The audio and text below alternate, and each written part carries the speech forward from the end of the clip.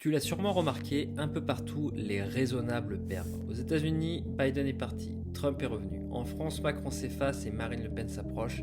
Et au Royaume-Uni, les travaillistes de Starmer coulent à pic.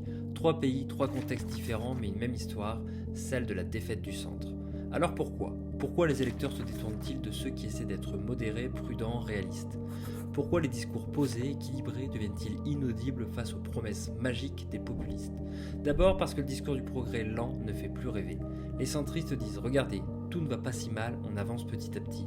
Mais les gens n'ont plus la patience. Ils ne veulent pas entendre le verre est à moitié plein, ils veulent qu'il déborde. Et les populistes leur répondent non, le verre est vide et c'est la faute de ceux d'en haut. Forcément, ça claque mieux. Les libéraux et sociodémocrates ont en réalité un bon bilan. Plus d'emplois, plus de stabilité, moins de misère dans le monde. Mais dans le débat public, ça ne pèse rien face à une phrase simple, frappante, fausse, mais virale, et c'est là que tout bascule.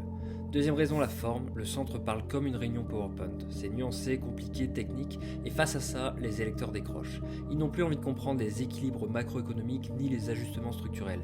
Ils veulent une phrase claire, une émotion, une vision. Et le pire, c'est que quand les modérés essaient de parler d'humanisme ou de raison, on leur renvoie, facile à dire quand on vit à Paris ou à Washington, dans un bureau chauffé. Troisième raison, les réseaux sociaux. La machine à buzz ne récompense pas la nuance, elle récompense la colère. Celui qui dit tout est de la faute des élites fait des millions de vues. Celui qui dit les choses sont complexes mais on progresse fait zéro. Résultat, les populistes ont appris à parler l'algorithme. Les raisonnables parlent encore comme s'ils écrivaient des discours pour le Sénat, autant dire qu'ils jouent au Scrabble dans un monde de TikTok. Alors est-ce foutu pour le camp du raisonnable? Non, mais il va falloir se réinventer, qu'ils arrêtent de se lamenter sur le déclin, qu'ils proposent un nouveau horizon, un discours optimiste, simple, incarné, pas des chiffres, pas des promesses vagues, une histoire de fierté, de progrès, de liberté, bref, quelque chose qui redonne envie d'y croire.